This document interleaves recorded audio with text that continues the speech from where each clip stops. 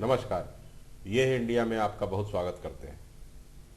जैसा कि पिछले भाग में आपने आचार्य जगत गुरु शंकराचार्य के बारे में कुछ जाना, अब उससे आगे की कथा। आचार्य शंकर ने बद्रीनाथ धाम से थोड़ी दूर ज्योतिर्मठ की स्थापना की। फिर व्यास गुफा में रहकर ग्रंथ लेखन का कार्य प्रारंभ किया।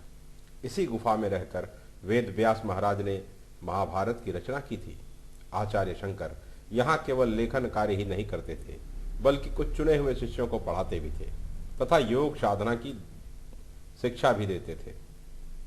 एक दिन एक ब्राह्मण यहाँ आया। उसने शिष्यों से पूछा, ये कौन है और यहाँ क्या पढ़ाते हैं? शिष्यों ने कहा, यह हमारे महान गुरु आचार्य शंकर हैं। उपनिषदों और ब्रह्म सूत्रों के महान मर्मज्ञ हैं। आपने ब्रह्म सूत्रों पे भाष्य लिखा है।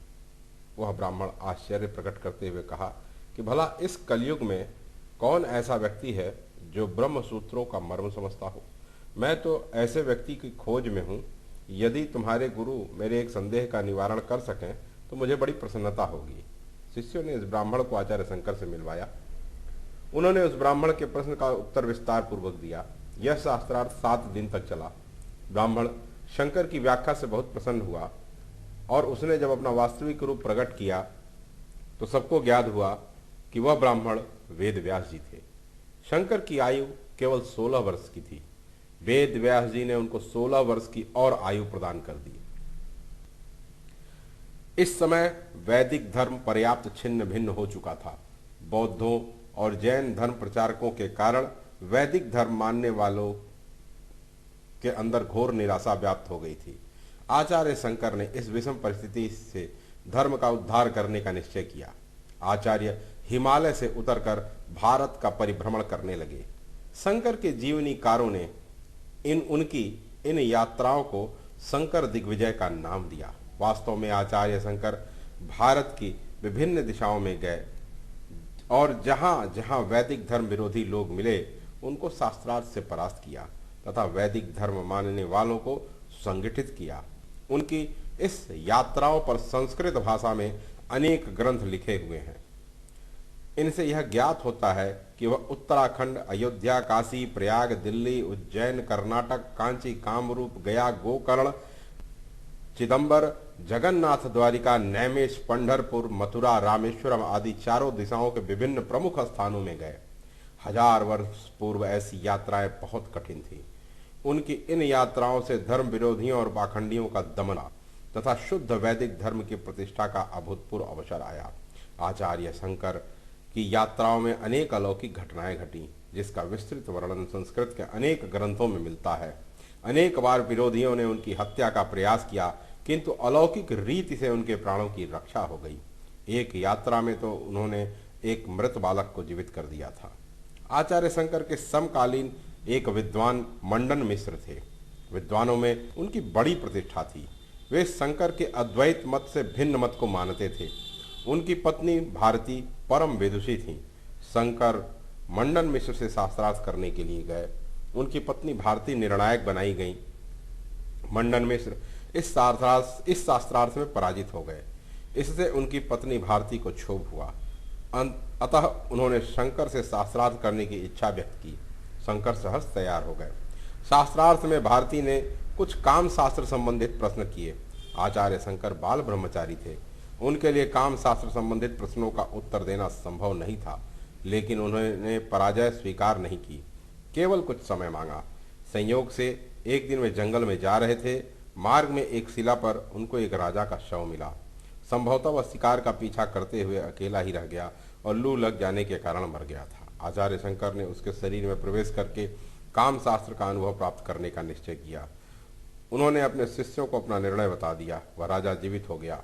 शंकर का शरीर निर्जीव हो गया। इस शव को एक गुफा में रख दिया गया और शिष्यों को उनके निर्देश के अनुसार शव की रक्षा करने का निर्देश दे दिया गया। इधर शंकर राजा के शरीर में राजमहल में रहने लगे। इसी अवस्था में उन्होंने काम शास्त्र का विशेष अध्ययन किया। कुछ समय बाद वे गुफा में रखे शरीर में पुनः आ गए। राजा का देहांत हो गया और शंकर जीवित हो गए। यहाँ से वे मंडन मिश्र की पत्नी भारती के पास आए। पूर्व निश्चय के अनुसार शास्त्रार्थ हुआ, भारती पराजित हुई।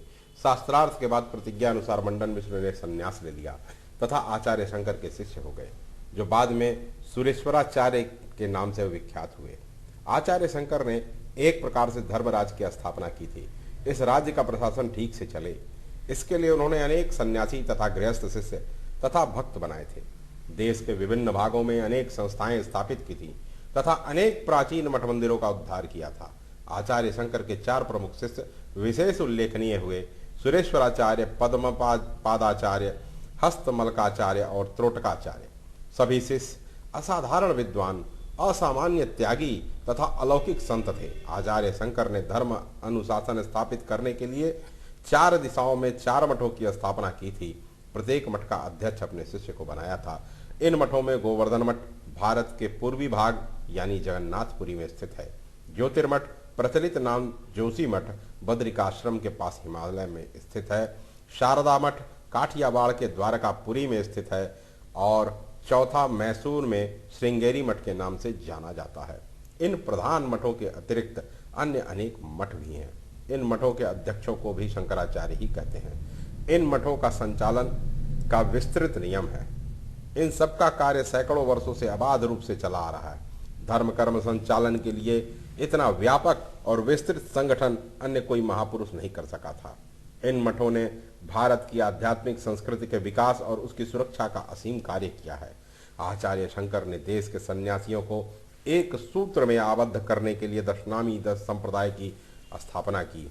दशनामी संप्रदाय में 10 नाम धारण करने वाले सन्यासी आते हैं। पहला, तीर्थ, आश्रम, वन, अरण्य, गिरि, पर्वत, सागर, सरस्वती, भारती तथा पुरी। इन 10 शाखाओं के बड़े बड़े संगठन हैं।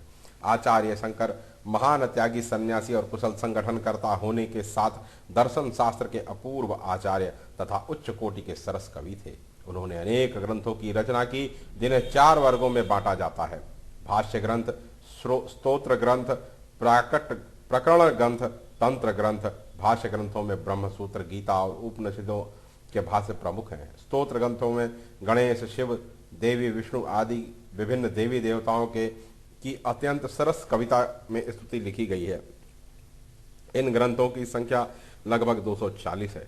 प्रकरण ग्रंथों में वेदांत के विभिन्न विषयों का बड़ी सरल भाषा में विवेचन है तथा इनमें अपरोक्षानुभूति, आत्मबोध, निर्वाण मंजरी, विवेक चूड़ामणि आदि 40 ग्रंथ हैं।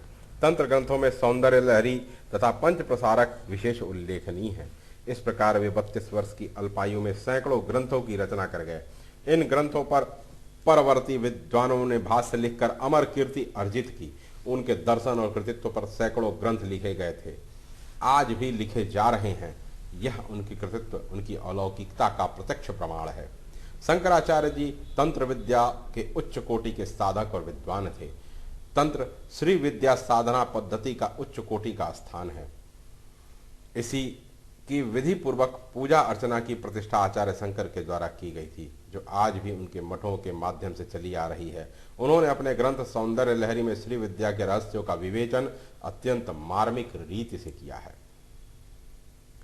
शंकराचार्य के जीवन की तिथि विवादास्पद है। इतना ही कहा जा सकता है कि वह ईसा के 7वीं सदी के पीछे किसी समय दक्षिण में उत्पन्न हुए थे और अल्पायु में अपार पांडित्य को प्राप्त करके धर्म विजय के लिए चल पड़े।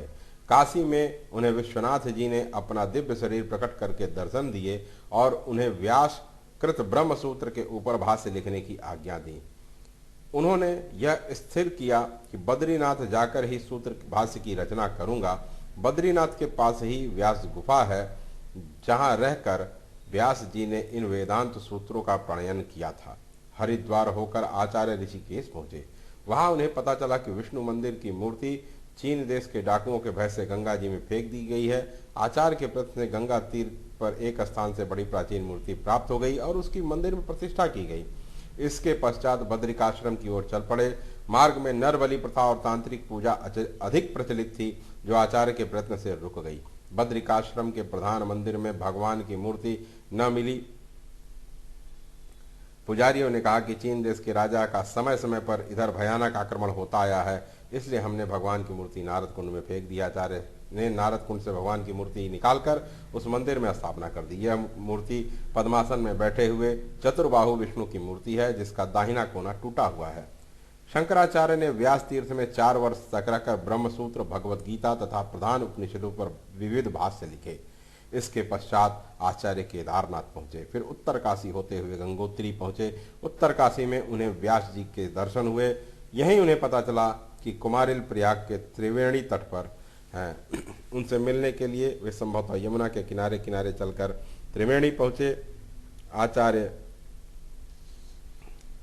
ने बद्रिकाश्रम के पास ज्योतिर्मठ की स्थापना की और उसका अध्यक्ष अपने शिष्य त्रोटकाचार्य को बनाया। तो इस प्रकार आचार्य शंकर की जर्नी यात्रा जो भारत में हुई, उत्तर से लेकर दक्षिण तक, पूरब से लेकर पश्चिम तक, बहुत ही अल्प आयु में आचार्य शंकर ने अपने ज्ञान का लोहा पूरे विश्व को, पूरे संसार को मनवाया और सनातन धर्म का पुनरुत्थान एक तरीके से कहा जाएगा किया। सनातन धर्म को बहुत ही सशक्त करने में आचार्य शंकर की विशेष भूमिका रही। ऐसे आचार्य शंकर को कोटि कोटि नमन। और इसी के साथ आज का ये एपिसोड हम समाप्त करते हैं। अगले एपिसोड में किसी और संत महात्मा की हम चर्चा करेंगे। आपको हमारा यह प्रयास अच्छा लग रहा हो तो चैनल को सब्सक्राइब, लाइक और शेयर जरूर करें। धन्यवाद।